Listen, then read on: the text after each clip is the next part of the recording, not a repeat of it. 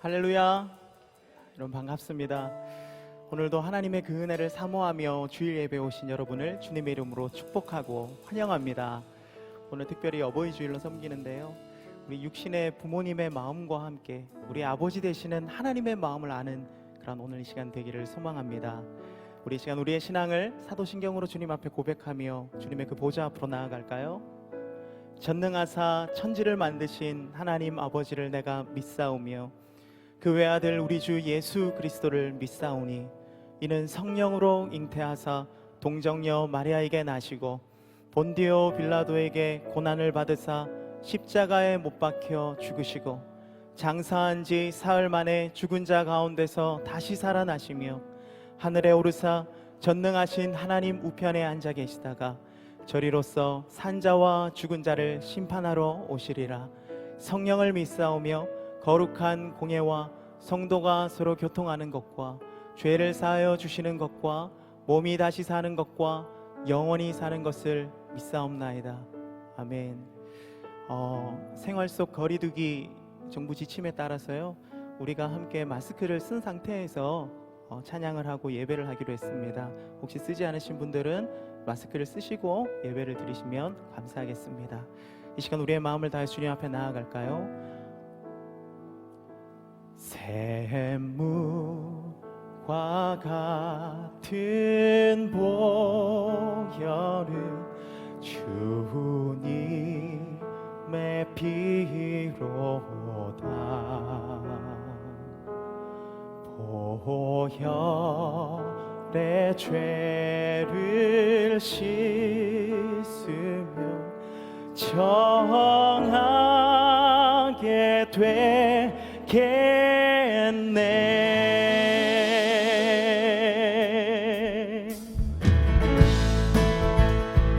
오늘도 예수 그리스도의 그 십자가를 의지하며 주님 앞에 나아갑니다. 주님의 그 보혈 앞에 우리가 나아갑니다. 할렐루야.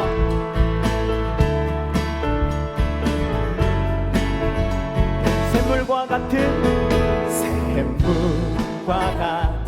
보혈은 주님의 피로라. 보혈의 죄를 씻으면 정하게 되겠네. 정하게 되겠네.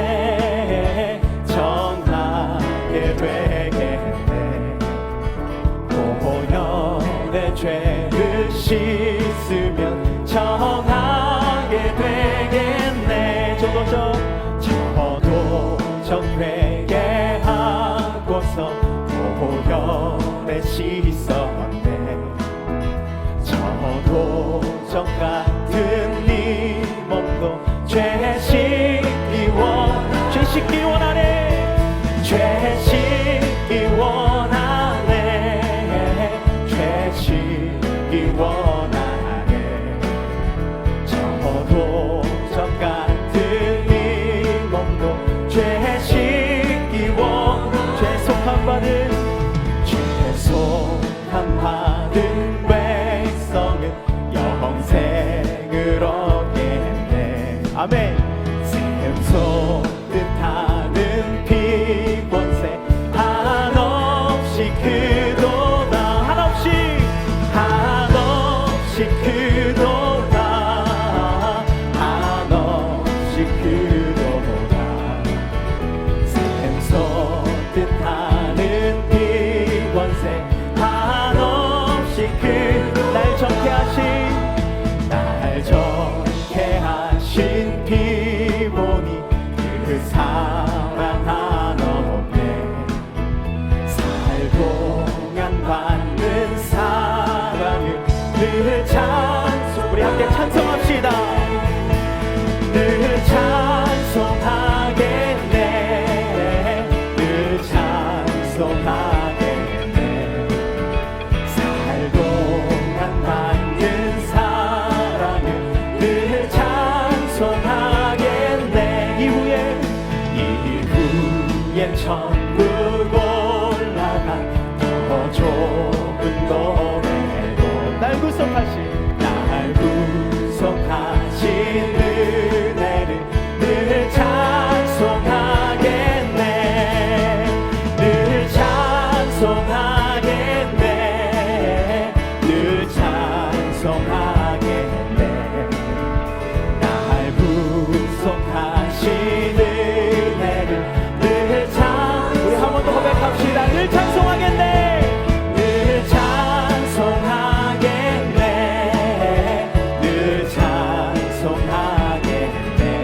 구속하신 날 구속하신 은혜를 늘 우리 한 번 더 고백합시다. 늘 찬송하겠네.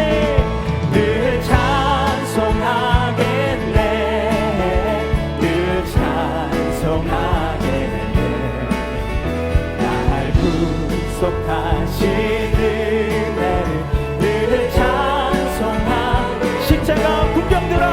십자가 군병 들어. 주 위에 일어나. 길 들고 앞서 나가 담대히 싸우라. 주께서 승전하고 영광을 얻도록 그 군대 거느리사 이기게 하신 십자가 군병 들어. 십자가 군병 들어. 주 위에 일어나. 그 나팔 소리 듣고 곧 나가 싸우라.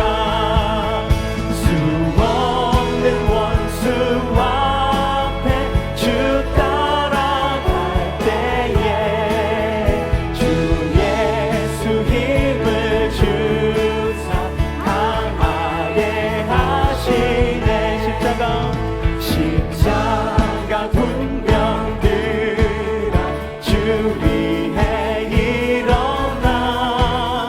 내 힘이 부족하 죽었는 믿으라. 모든의 감추 입고 늘 기도하면서 너 맡은 자리에서 충성을 다하라. 십자가 군병 들어. 십자가 군병 들어. 주 위에 일어나. 이 날에 접전하고 곧 해가 부르라.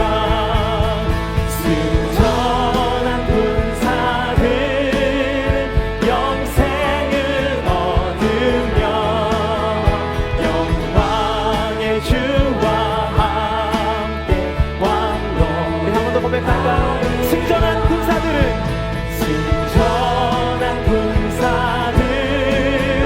영생을 얻으며 영광의 주와 함께 왕노를 하리라. 우리 이 시간 함께 고백합시다. 승전한 군사들은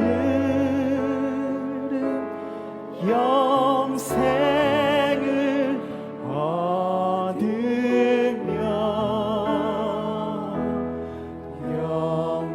영광의 주와 함께 왕노를. 우리 한 번 더 고백할까요? 승전한 군사들은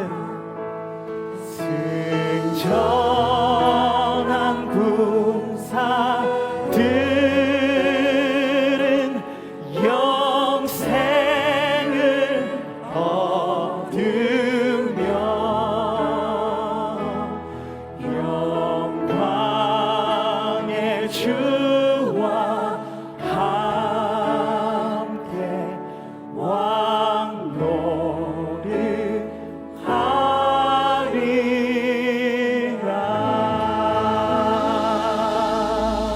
영광의 주와 함께 막노릇 할 그 천국을 소망하시면서 우리가 드릴 수 있는 최고의 감사와 영광의 박수 올려드립시다. 할렐루야.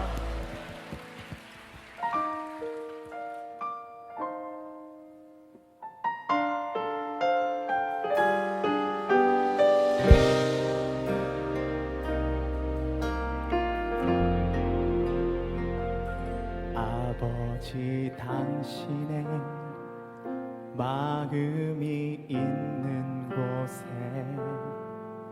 나의 마음이 있기를 원해요. 아버지, 당신의 눈물이 고인 곳에 나의 눈물이 고이길 원해요. 아버지, 당신이 바라보는 영혼에게 나의 두 눈이 향하길 원해요.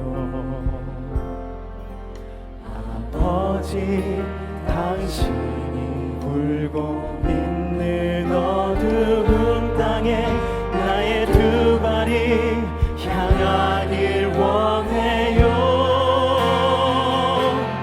나의 마음이 아버지의 마음과 내 모든 뜻 아버지의 뜻이 될 수 있기를 나의 온몸이 아버지의 마음 알아 내 모든 삶 당신의 삶 되기를. 우리 한 번 더 고백합시다. 아버지 당신의 마음이 있는 곳 나의 마음이 있기를 원합니다. 나의 마음이 있기를 원해요. 아버지, 당신의 눈물이 고인 곳에 나의 눈물이 보이길 원해요. 아버지, 당신이 바라보는 영혼에게 나의 두 눈이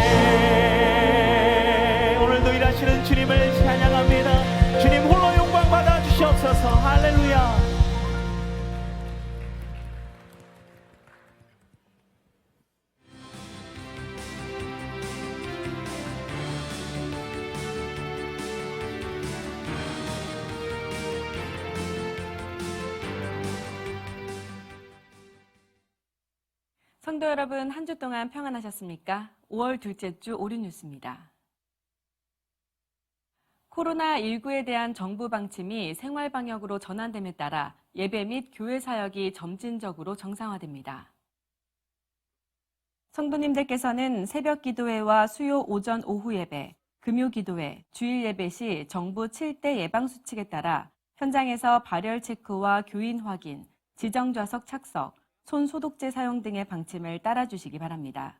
새벽 기도회, 수요 오전 오후 예배, 금요 기도회, 주일 예배 시 주차는 교회 지하 및 5개 주차장을 이용하실 수 있으며 보선고 및 체대 주차장은 해당 학교의 개학까지 사용하실 수 없습니다. 교회 지하 식당은 추후 공지가 있을 때까지 운영되지 않으며 예배 차량 운행과 토비아스 카페, 도서관 및 서점은 정상 운영됩니다. 외국어 예배부 현장 예배는 오늘부터 시작되며 주일학교 예배는 청소년부가 현장 예배와 영상 예배를 함께 진행하며 미취학부와 취학부 예배는 개학 시기를 고려해 영상 예배로 진행됩니다. 새벽 기도회는 5시는 1층 그레이스홀, 6시는 2층 비전홀에서 들으실 수 있으며 9시 기도회는 3층 에베네스홀에서 진행됩니다. 이 외에 교회 운영 방침에 대한 자세한 내용은 주보를 참고해 주시기 바랍니다. 제30기 비전 바이블 칼리지가 오늘부터 개강합니다.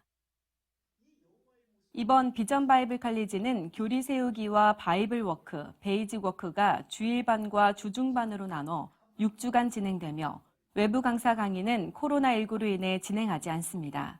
등록을 원하는 성도는 사전 문자 접수가 가능하며 오늘부터 현장에서 등록해 주시면 됩니다. 자세한 내용은 주보를 참조해 주시기 바랍니다. 교육국에서는 교사행전이라는 주제로 2020 교사 축복의 밤을 진행합니다. 이번 행사는 5월 22일 금요기도회 시에 진행되는 장기 근속교사 시상을 시작으로 5월 24일 주일 오후 5시 지하 1층 식당에서 있게 됩니다. 이번 교사 축복의 밤은 오랫동안 섬겨주신 교사들의 모습을 돌아보면서 지금의 교사들에게 도전과 희망을 주는 메시지와 오륜교회의 다음 세대 교사들이 사도행전의 마지막을 써내려가길 소망하는 마음을 담아 진행하게 됐습니다. 다음 세대를 섬기는 오륜교회 교사들의 많은 참석 바랍니다. 렘넌트 청년국 렘넌트 워십이 5월 12일 화요일 저녁 8시 2층 비전홀에서 있습니다. 금번 렘넌트 워십은 강명식 교수의 찬양 인도와 주성화 목사의 말씀으로 진행됩니다. 예배를 사모하는 모든 청년들과 성도님들의 많은 참여와 관심을 부탁드립니다. 자세한 내용은 주보 광고를 참조해 주시기 바랍니다. 어버이 주일을 맞아 어버이 은혜에 감사하는 마음으로 교회에서는 등록 성도 중 70세 이상인 성도 가정에 드릴 선물을 준비했습니다. 70세 이상인 성도님들은 교구에서 받으신 선물 교환권을 지참해 주일에는 1층 로비에서 평일에는 1층 사무국에서 선물과 교환하시면 됩니다. 선물 교환 기간은 오늘부터 5월 31일 주일까지입니다. 한 주간도 주님 안에서 승리하는 오륜의 성도님들 되시기 바랍니다. 이상으로 오륜뉴스 마칩니다. 고맙습니다. 매주 화요일마다 하늘문이 열어주는 역사 있게 하여 주옵소서. 죽어가는 영혼들이 주께로 돌아오게 하여 주시옵소서. 하나님의 영광을 맛보게 하여 주시옵소서.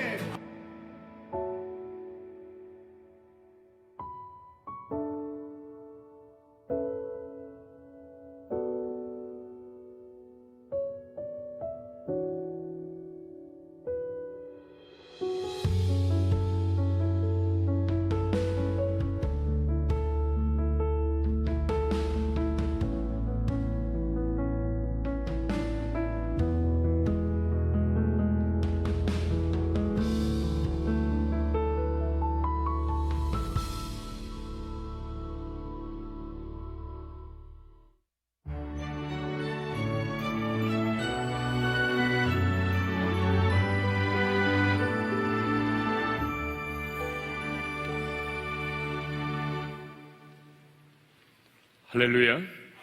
자, 우리 옆 사람과 인사하겠습니다. 마스크를 썼지만 부모를 긍정합시다. 네. 자, 오늘 하나님의 말씀 에베소서 6장 1절에서 3절이 되겠습니다. 에베소서 6장 1절에서 3절입니다. 찾으신 줄 알고 우리 다 같이 함께 말씀을 합독을 하겠습니다. 다 같이요. 자녀들아, 주 안에서 너희 부모에게 순종하라. 이것이 옳으니라. 내 아버지와 어머니를 공경하라. 이것은 약속이 있는 첫 계명이니 이로써 내가 잘되고 땅에서 장수하리라. 아멘. 기도하겠습니다. 거룩하신 아버지 하나님, 십자가의 그 보혈로 제 삶을 얻고 하나님의 자녀된 우리들이 주의 날 이 아침에 은혜의 보좌 앞에 나와왔습니다. 우리가 우리 자신을 돌이켜보게 되면 우리는 영원한 지옥의 형벌을 받아야 마땅한 사람들임을 고백합니다. 그렇지만 십자가의 그 보혈의 공로를 힘입어 우리 주 예수 그리스도의 이름을 의지하여 나왔사오니 오늘 은혜의 보좌 앞에 나온 사랑하는 성도들 한 사람 한 사람 주님의 품에 안아주시고 친히 말씀해 주시고 성령께서 우리를 진리 가운데로 인도하여 주옵소서. 그래서 하나님 들은 말씀이 우리 마음에 잘 새겨지게 도와주시고 우리의 가정에서 우리의 삶의 현장에서 이 말씀대로 순종하여 우리의 가문이 믿음의 가문이 되고 부모를 공경하여 부모를 공경하는 자에게 약속된 그 하나님의 축복을 우리 성도들이 누리게 하여 주옵소서. 이 시간 베풀어 주신 그 놀라운 은혜, 그 은혜와 사랑을 다시 한번 마음에 되새기면서 11조를 드리고 감사헌금, 선교헌금, 주일헌금, 기타헌금을 드립니다. 우리의 물질의 경배를 받아주십시오. 힘들고 어려운 때를 살아가지만 지금의 위기가 우리 성도들에게는 하나님의 선하심을 경험할 수 있는 기회가 되게 하여 주옵소서. 예수님의 이름으로 기도합니다. 아멘. 오늘은 어버이 주일입니다. 어버이 주일은 부모님의 은혜를 다시 한번 마음에 되새기면서 부모 공경을 다짐하는 그런 날이죠. 그래서 오늘은 부모를 공경한다는 것은 무엇인지, 왜 부모를 공경해야 하는지, 그리고 부모를 공경하는 자에게 약속된 축복은 무엇인지를 함께 나누려고 합니다. 자, 본문 2절에 보게 되면 부모를 공경하라고 하는 말씀이 나옵니다. 우리 2절의 말씀을 함께 읽겠습니다. 시작. 내 아버지와 어머니를 공경하라. 사도 바울은 10계명 중에 제5계명을 인용하여 내 아버지와 어머니를 공경하라고 말합니다. 출애굽기 20장 12절을 보게 되면 하나님께서 이스라엘 백성들을 애굽에서 이끌어내신 다음에 시내산에서 10가지 10계명을 주셨습니다. 그런데 그중 5번째 계명이 바로 내 부모를 공경하라입니다. 그런데 부모를 공경하라고 하는 이 말씀, 이 계명은 시대를 떠나서 누구도 거역할 수 없는 하나님의 명령입니다. 그래서 모세는 이 세상을 떠나기 전에 다시 한번 하나님이 주신 십계명을 언급하면서 부모 공경에 대하여 이렇게 말하고 있습니다. 신명기 5장 16절입니다. 읽겠습니다. 시작. 너는 네 하나님 여호와께서 명령한 대로 내 부모를 공경하라. 모세는 이 십계명을 좀 더 자세하게 이렇게 말하죠. 여호와께서 명령한 대로, 하나님의 명령이라고 말씀하고 있습니다. 그렇습니다. 그러니까 부모를 공경하는 것은 어떤 철학도 아닙니다. 어떤 사상도 아닙니다. 부모를 공경하는 것은 도덕과 윤리 이전에 하나님의 엄의하신 명령입니다. 부모 공경은 내가 해도 되고 안 해도 되는 선택의 문제가 결코 아닙니다. 부모 공경은 하나님의 명령입니다. 그런데 현대인들은 이 부모를 공경하라고 하는 이 말씀, 이 명령을 별로 좋아하지 않습니다. 고리타분하게 생각을 합니다. 진부하게 생각합니다. 예전에는 맞는 말이었지만 지금은 시대에 뒤떨어진 것이라고 생각을 합니다. 아니, 어떤 자녀는 부모를 공경하라고 말하면 부모가 부모다워야지 라고 말하기도 하고, 더 나아가 어떤 자녀는 부모를 공경하는 것이 아니라 도리어 부모를 공격하는 그런 자녀도 있습니다. 그러나 부모를 공경하라 이 계명은 시대를 뛰어넘어서 우리에게 주신 하나님의 명령입니다. 누구도 변개할 수 없는 엄히하신 하나님의 명령입니다. 여러분 믿으면 아멘 합시다. 네. 부모를 공경하라고 하는 것은 이건 하나님의 명령이라는 겁니다. 예. 그러면 부모를 공경한다는 것은 이제 무엇을 말할까요? 자, 부모를 공경한다는 것은 첫째로 주 안에서 순종하는 것입니다. 그래서 1절에 이런 말씀이 있어요. 다 같이 읽겠습니다. 시작. 자녀들아, 주 안에서 너희 부모에게 순종하라. 이것이 옳으니라. 부모를 공경하는 것은 순종으로부터 출발합니다. 아무리 잘나고 똑똑하고 부모에게 재정적인 도움을 많이 준다고 할지라도 부모의 말씀에 순종하지 않는 것은 부모를 공경하는 것이 아닙니다. 성경을 보게 되면요, 성경에 나오는 하나님의 사람들, 믿음의 사람들은 한결같이 부모님의 말씀에 순종을 하였습니다. 여러분, 이삭을 보십시오. 아버지 아브라함이 모리아 산으로 데리고 올라가서 자신을 잡아가지고 결박하여 죽이려고 해도 이삭은 반항하지 않았습니다. 요셉도 아버지의 심부름에 순종해서 자기를 미워하는 형들에게로 나아갔습니다. 다윗도요, 형들이 멋진 옷을 입고 그 사무엘 선지자를 만나고 있을 때에 아버지 이새가 다윗에게 말합니다. 너는 참석하지 말고 양을 치라.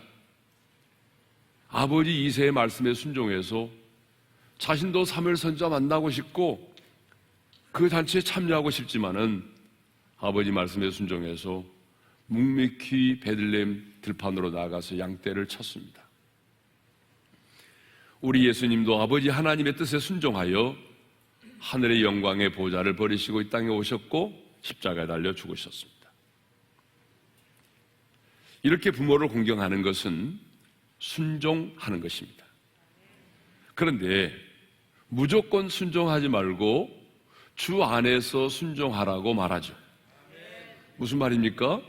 부모 공경에는 조건이 없지만 순종하는 일에 있어서는 조건이 있다는 거죠. 그 조건이 뭘까요? 주 안에서라고 하는 것입니다. 주 안에서 순종해야 된다는 거죠. 예를 들면 부모가 예수를 믿는 것을 반대한다 할지라도 우리는 부모님의 말을 순종할 수가 없는 거죠. 자, 부모가 너 예수 믿지 마라. 우리 가문은 예수 믿으면 절대 안 돼. 그럴지라도 우리는 예수를 믿어야 한다는 거죠. 왜냐하면 이것이 예수를 믿는 것이 죄와 사망에서 구원을 받는 유일한 길이기 때문에 그렇습니다.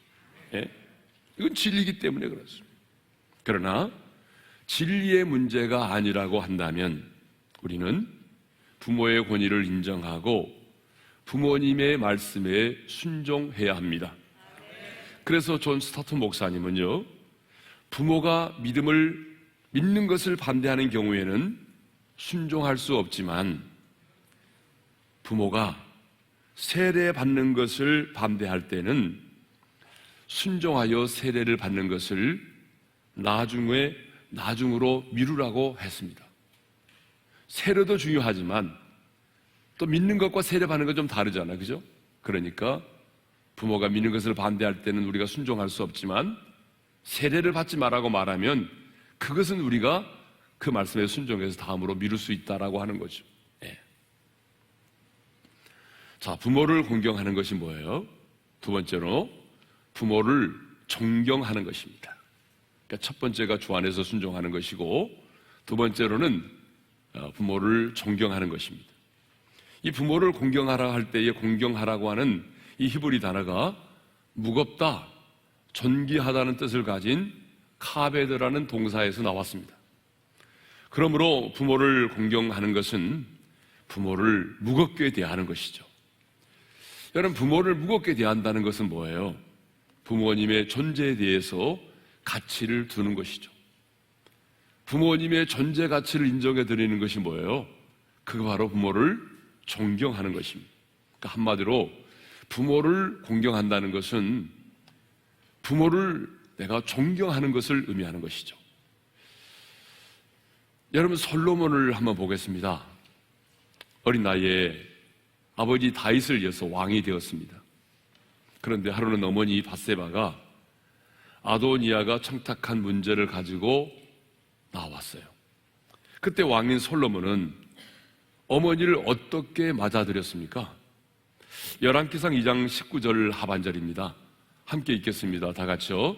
왕이 일어나 영접하여 절한 후에 다시 왕자에 앉고 그의 어머니를 위하여 자리를 베푸니 그가 그의 오른편에 앉는지라.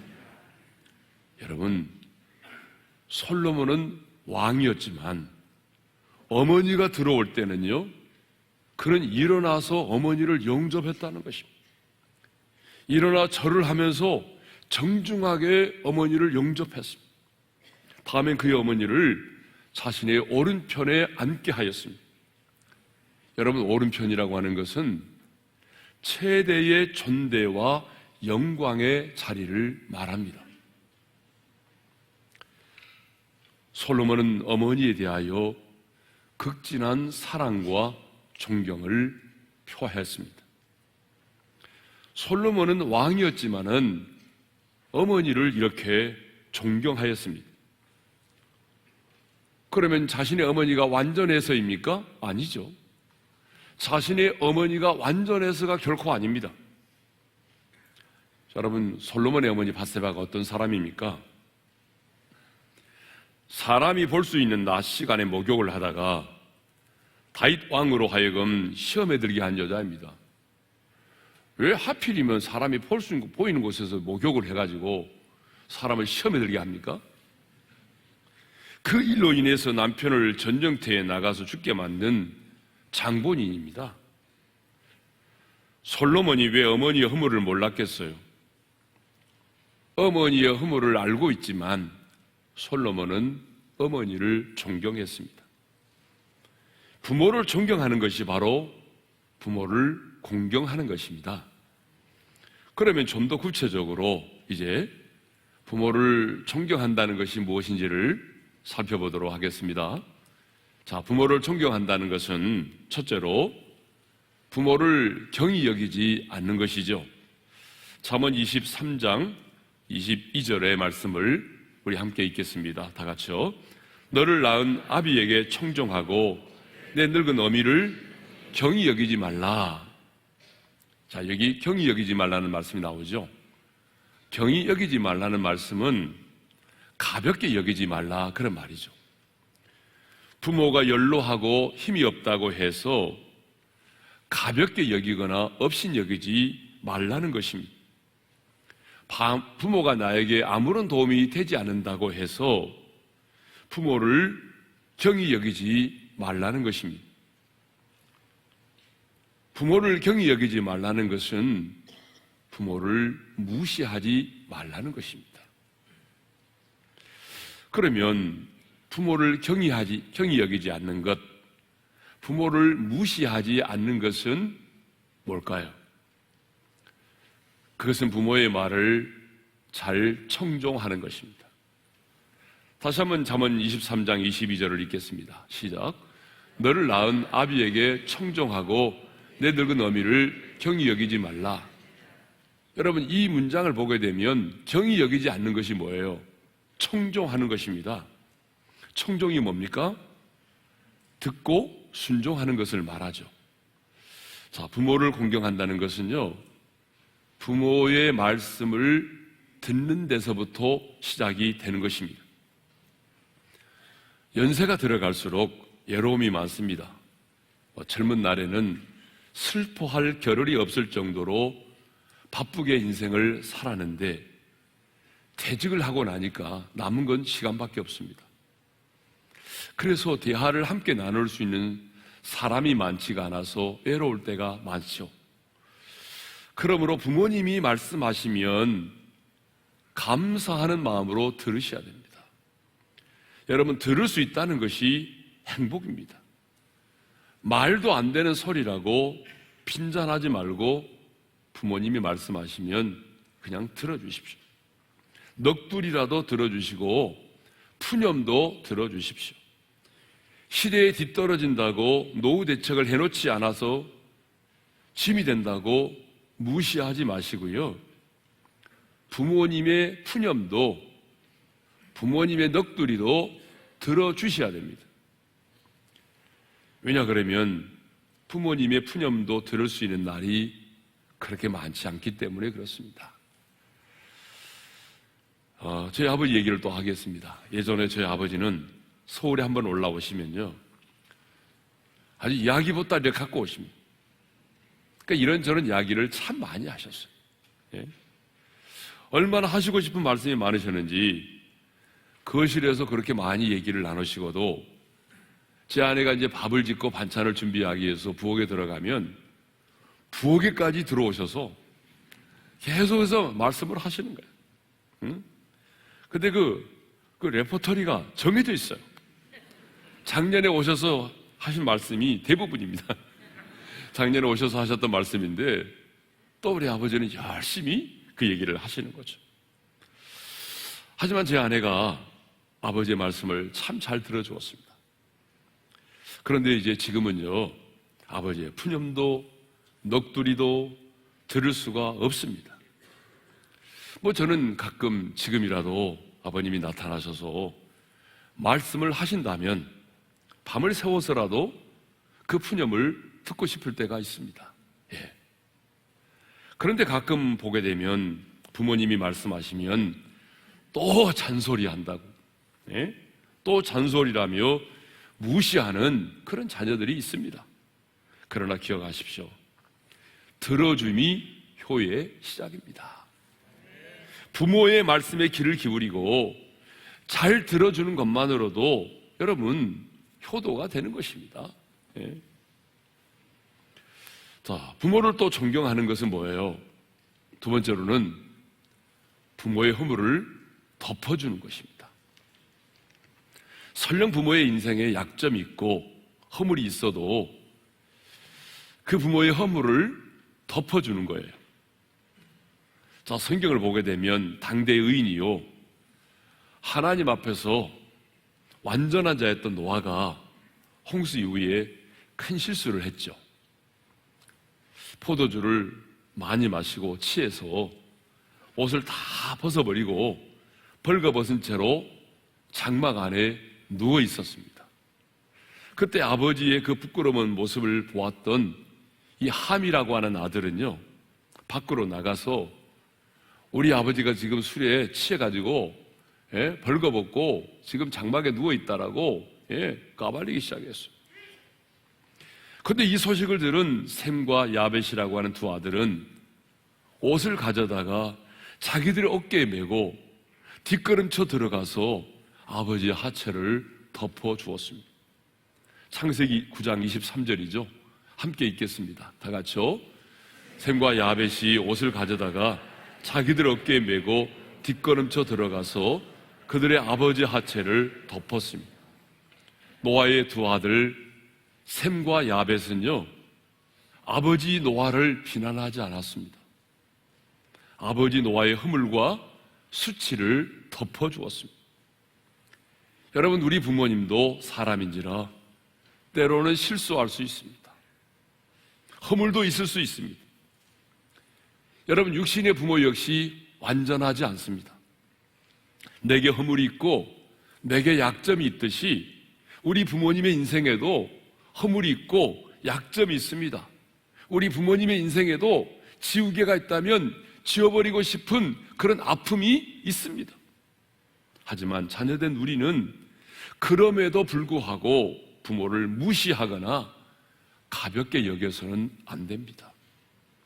부모님의 실수와 허물을 덮어주어야 합니다. 왜냐하면 그것이 바로 부모를 공경하는 것이기 때문입니다. 자, 이제 왜 부모를 공경해야 되는지 그 이유를 함께 살펴보도록 하겠습니다. 왜 우리가 부모를 공경해야 됩니까? 그 첫 번째 이유는 부모를 공경함이 여호와를 경외하는 신앙의 척도가 되기 때문에 그렇습니다. 레위기 19장 3절을 보게 되면 이런 말씀이 있습니다. 우리 다 같이 읽겠습니다. 시작. 너희 각 사람은 부모를 경외하고 나의 안식일을 지키라. 우리 한번 따라서 합시다. 부모를 경외하고. 예. 여러분, 이 경외라고 하는 말은 야레라는 뜻인데요, 존경심을 가지고 적극적으로 다가가는 긍정적 의미의 두려움을 말합니다. 그런데 이 보통 경외라고 하는 말은 하나님께 대하여서만 사용될 수 있는 용어입니다. 경외라는 말은 사실 인간에게는 사용될 수 없는, 쓸 수 없는 말이에요. 물론 북한에서는 쓰죠. 북한만을 제외하고. 북한은 이상한 나라니까 북한에서는 존경하는 지도자 김정은 동지 그러잖아요. 그러니까 북한은 예외로 놔두고 그 어떤 나라도 사람을 향하여 경외라는 말을 사용하지 않습니다. 그러니까 성경을 보게 되면 경외의 유일한 대상은 하나님이십니다. 그런데 하나님께서 뭐라고 말씀하셨습니까? 너희 부모를 경외하라고 말씀하십니다. 하나님만이 유일한 경외의 대상인데 그 하나님께서 너희 부모도 경외하라고 말씀을 하십니다. 뿐만 아니라 구약 성경을 보게 되면 공경이라는 말도 하나님과 부모님에게만 사용되었습니다. 이제 물론 신약으로 넘어오게 되면 과부를 공경하라, 무사람을 공경하라 좀 확대를 되고 있지만 적어도 구약의 율법에서는요, 오직 하나님을 공경하고 부모를 공경하라고 말씀하고 있습니다. 이렇게 성경은 부모님을 하나님과 함께 경외의 대상으로, 공경의 대상으로 말씀을 하고 있습니다. 이 말은 오해하시면 안 됩니다. 이 말은 부모를 하나님보다 위에 두라든지 하나님과 동등하게 여기라는 그런 말이 결코 아니죠. 이 말은 하나님 안에서 부모님을 하나님을 대하듯 하라, 그런 얘기죠. 다시 말하면 부모를 경외하고 공경하는 것은 여호와를 경외하는 우리 신앙의 척도가 된다, 그 말입니다. 그렇습니다. 여러분, 아무리 신앙생활을 오래 했다고 할지라도 부모를 공경하지 않는 자는 하나님을 경외하는 자가 아닙니다. 그래서 독일의 신학자 본 해퍼도 이렇게 말했어요. 부모님을 공경하지 않는 자는 하나님을 제대로 알지 못하는 자다. 누가 부모를 공경합니까? 여러분, 하나님을 경외하는 자입니다. 하나님을 공경하는 자가 부모를 공경합니다. 하나님을 경외하는 자가 여러분 육신의 부모를 공경하는 것입니다. 그러면 왜 하나님은 하나님에게만 사용될 수 있는 이 경외라는 말을 부모에게 사용하셨을까요? 왜 하나님은 구약시대에 하나님을 공경하듯이 부모를 공경하라고 말씀하고 있을까요?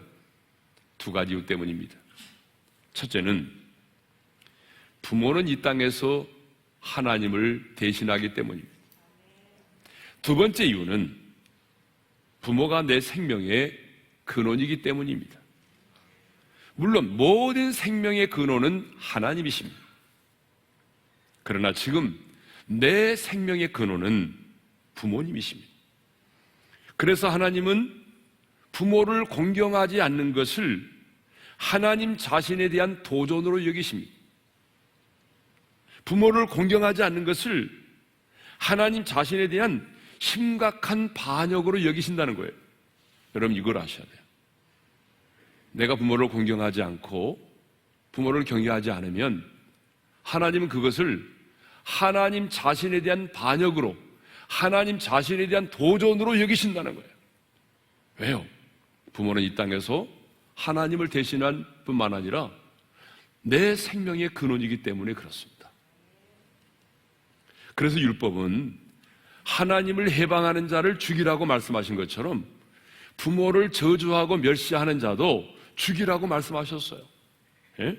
레위기 20장 9절을 보겠습니다. 다 같이요. 만일 누구든지 자기 아버지나 어머니를 저주하는 자는 반드시 죽일지니. 예? 신명기 27장 16절의 말씀도 있겠습니다. 다 같이요. 그의 부모를 경홀히 여기는 자는 저주를 받을 것이라 할 것이요 모든 백성은 아멘 할지니라. 자, 여기서 경홀히 여긴다는 것은 부모를 가볍게 여기는 것을 말하죠. 그러므로 부모가 배우지 못했다고 해서 무시하지 말라는 거죠. 세상의 문화에 뒤처졌다고 해서 경멸하지 말라는 거죠. 부모를 멸시하는 것은 곧 부모를 세우신 하나님을 멸시하는 것이 되기 때문입니다. 왜 율법은 이렇게 부모를 저주하거나 경홀히 여기는 자는 죽이거나 저주를 받으라고 말씀하셨을까요? 이 땅에서 부모가 하나님을 대신하며 부모님이 내 생명의 근원이 되시기 때문입니다. 그리고 율법을 보게 되면 하나님께서요, 어떤 것에만 죽이라고 말씀하십니까? 하나님과 생명에 관한 것에만 하나님이 죽이라고 말씀을 하십니다. 여러분 율법을 보세요. 하나님 어떤 경우에 죽이라고 말씀하십니까? 여러분 간음하는 자도 돌로 쳐 죽이라고 말하잖아요. 간음도 곧 생명과 관련되기 때문입니다. 네? 우리 부모가 아무리 못나고 가난하고 배우지 못했다 할지라도 우리는 그 부모를 통해서 이 땅에 태어났습니다. 그 누가 뭐라고 해도 우리는 부모가 있기 때문에 지금 이 땅에 존재하고 있는 것입니다. 그렇기 때문에 우리는 부모를 공경해야 합니다. 나를 낳아주셨다는 그 한 가지 이유만으로도 부모는 공경을 받아야 합니다. 그래서 성경은 끊임없이 부모를 공경하라고 가르치고 있는 것이죠. 왜 우리가 부모를 공경해야 됩니까? 두 번째 이유입니다. 두 번째 이유는 약속이 있는 첫 계명이기 때문입니다. 자, 오늘 본문 2절의 말씀을 읽겠습니다. 시작. 내 아버지와 어머니를 공경하라. 이것은 약속 있는 첫 계명이니. 하나님은 친히 구원받은 백성들에게 10가지 계명을 주셨죠. 근데 그 10가지 계명은 1계명부터 4계명까지는 수직적인 관계로 하나님과 관련된 계명을 다루고 있고요. 5계명부터 10계명까지는 수평적인 관계의 계명으로서 사람에게 사람과의 관계에 해당된 계명입니다. 그러니까 사람에 대한 첫 번째 계명이 뭐예요? 5계명인데 그 5계명이 뭡니까? 내 부모를 공경하라는 계명입니다. 그래서 첫 계명이라고 말하는 거죠. 첫 번째 계명이란 순서와 가치에 있어서 가장 중요하다는 그런 의미입니다. 그러니까 부모를 공경하는 것이 사람에게 주신 계명 가운데서 가장 우선하고 가장 중요한 계명이다 그 말입니다. 네? 그런데 부모를 공경하라는 이 계명은 첫 번째 계명일 뿐만 아니라 가장 중요하고 가장 우선하는 계명일 뿐만 아니라 약속이 있는 계명이다라고 하는 것입니다. 십계명 중 사람에게 주신 계명 가운데 그 어떤 계명도 약속이 주어져 있지 않습니다. 자, 예를 들어볼까요? 살인하지 말라. 그리하면 네가 오래 살리라. 도둑질하지 말라. 그리하면 네가 복을 받으리라. 이런 약속이 없습니다. 그런데 부모를 공경하라고 하는 이 계명에는 그리하면 내 하나님 여호와가 내게 준 땅에서 내 생명이 길리라 약속이 주어져 있습니다. 왜 우리가 부모를 공경해야 합니까? 부모를 공경함이 여호와를 경외하는 신앙의 척도가 되기 때문이고 그것이 약속 있는 첫 계명이 되기 때문에 그렇습니다. 그럼 이제 마지막으로 부모를 공경하는 자가 받는 그 축복, 부모를 공경하는 자가 받아 누리는 축복에 대해서 생각해 보겠습니다. 자, 오늘 본문 6장 3절의 말씀을 읽겠습니다. 다 같이요. 이로써 내가 잘되고 땅에서 장수하리라. 잘되고 장수한다 그랬죠. 신명기 5장 16절에도 읽겠습니다. 다 같이요. 그리하면 내 하나님 여호와가 내게 준 땅에서 내 생명이 길고 복을 누리리라. 자, 히브리 원문에서는요, 그리하면이라는 말이 2번이나 들어가 있습니다. 2번이나. 그러니까 누가 이 복을 받습니까? 예? 부모를 공경하는 자가 땅에서 잘되고 그 생명이 길게 되는, 장수하게 되는 복을 받아 누린다는 것이죠. 근데 여러분, 우리는 늘 이런 생각을 갖고 있어요. 내가 이렇게 부모를 공경하면 부모를 공경하는 자식은 손해를 본다고 생각을 합니다. 누가 이득을 본다고 생각하는 거예요? 부모님이 이득을 얻는다고 생각을 하는 거예요. 근데 여러분 잘 보세요. 오늘 말씀을 보게 되면 누가 이 복을 받는다고 되어 있습니까? 공경을 받는 부모가 이 복을 받습니까? 부모를 공경하는 자식이 이 복을 받습니까? 아니, 왜 답이 없으세요? 네? 다시 묻겠습니다. 누가 이 잘됨과 장수의 복을 받습니까? 공경을 받는 부모입니까? 아니면 부모를 공경하는 자식입니까? 그래서 자식들은 말을 잘 안 하려고 그러네. 만일 부모가 이 복을 받는다면 성경에는 이렇게 기록되어 있어야 되겠죠? 자식이 부모를 공경하면 부모는 땅에서 잘되고 부모의 생명이 길리라. 이렇게 되어 있어야 된다는 얘기잖아요. 여러분 그러지 않아요? 그러나 성경은 분명히 부모를 공경하는 자식이 땅에서 잘되고 장수하리라고 그렇게 말씀하고 있습니다. 그러니까 하나님께서 약속하신 그 잘됨과 장수의 축복이 부모가 아닌 자식에게 있다는 것입니다. 그런데 우리는 내가 부모를 공경하면 부모만 좋고 부모만 이득을 얻고 나는 손해를 본다는 그런 이기적인 생각을 가지고 있습니다. 그러나 여러분 아닙니다. 이 땅에서 부모를 공경하면 부모를 공경하는 그 자식이 땅에서 잘되고 장수하게 되는 복을 받는다는 것입니다. 노아의 아들들 중에 누가 저주를 받고 복을 받았습니까? 아버지의 허물을 덮어줌으로 공경했던 셈과 야벳은요, 영적인 축복과 창대케 되는 복을 받았습니다. 하지만 아버지의 허물을 들추어내며 부모의 권위에 도전했던 함은 그 후손들이 다른 형제들의 노예가 되는 저주를 받았습니다. 2013년 8월에 오랫동안 간경화로 고생하던 아버지가 아들을 통하여 간 이식을 받게 되었습니다. 바로 이 아산병원이죠. 그런데 그 아들은 어떤 아들이냐? 수능시험을 80일 앞두고 있는 고3 수험생이었습니다. 가족들이 만류하고 아버지가 반대했어요. 하지만 아들은 자식이라면 당연히 해야 될 일이 아니냐며 수술대에 올라서 자신의 간 70%를 아버지에게 이식을 했습니다. 수술 후유증으로 인해서 아들은 그해 대입 수능 시험에 원하던 대학에 들어가지 못하게 됐죠. 한 달 동안 병원에 입원하고 내려왔는데 제대로 시험을 치를 수 있었겠습니까?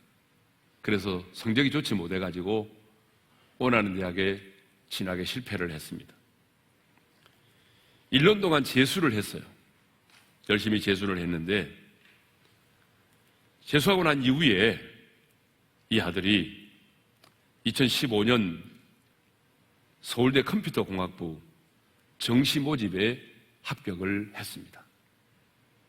그 아들 이름이 오용석 군인데 서울대 동창회에서 간경화 투병 중인 아버지에게 간 이식을 했다는 사연이 알려지면서 서울대 동창회에서 4년 전액 장학금을 지급을 했습니다. 그리고 포항시와 포스코에서 각각 효행상과 이사장상과 장학금을 받아서 학교를 다니게 됐습니다. 아버지를 위하여 수능 시험일을 앞둔 상황에서 자신의 간을 이식했던 아들은 아버지의 생명도 살리고 좋은 대학에 들어가서 그것도 4년 전액 장학금을 받고 학교를 다니게 되는 이 놀라운 축복을 누리게 된 것입니다. 자, 그러면 이제 우리는 언제 부모를 공경해야 됩니까? 언제? 여러분, 언제 부모를 공경해야 되죠? 바로 지금 부모님이 살아계실 때입니다. 그 이유는 두 가지입니다. 왜 우리는 부모를 지금 공경해야 되느냐? 그 이유는 두 가지입니다. 첫째로, 부모를 공경하라고 하는 이 명령의 시제가 현재이기 때문입니다. 앞으로 부모를 공경하라가 아니죠. 지금 부모를 공경하라고 하는 현재입니다. 두 번째 이유는 부모가 기다려주지 않기 때문입니다. 여러분, 다른 계명은 우리가 어겼을지라도 다음에 회개하고 돌아오면 다시 지킬 수 있잖아요. 그러나 부모를 공경하라고 하는 이 계명은 부모님이 돌아가시면 아무리 부모를 공경하고자 할지라도 나와는 상관이 없는 계명이 되어버리고 만다는 것입니다. 그러므로 나중에 형편이 좋으면 그때 가서 부모를 공경해야 되겠다라고 뒤로 미루지 마십시오. 정말 후회합니다. 성경에 나오는 룻은 가장 가난하고 힘들 때에 어머니를 공경했습니다. 그러니까 부모를 모시는 것도 지금 모시는 것이고 찾아뵙는 것도 지금 찾아뵈야 돼요. 순종도 지금 해야 되는 것입니다. 그런데 우리 한국 사람들은 참 이상한 게 하나 있어요. 그게 뭐냐 그러면 돌아가시고 난 다음부터 효도를 하려고 한다는 거죠. 그게 참 이상해요. 아니, 살아생전에 효도를 하면 안 돼요? 왜 돌아가시고 난 다음부터 그렇게 효도를 하려고 하세요? 부모 공경은 바로 지금 해야 합니다. 왜냐하면 언제 부모님이 우리의 곁을 떠나실지 모르기 때문입니다. 그러므로 지금 부모님이 살아계실 때 공경하시기를 바랍니다. 자, 우리 어버이 은혜라고 하는 이 노래인데 어버이 주일에만 유일하게 부르는 노래죠. 우리 부모님의 은혜를 생각하면서 이 노래를 함께 부르도록 하겠습니다. 가실제 괴로움 다 잊으시고 기르실 때 밤낮으로 애쓰는 마음 진짜리 나는 자리 가라니시여 손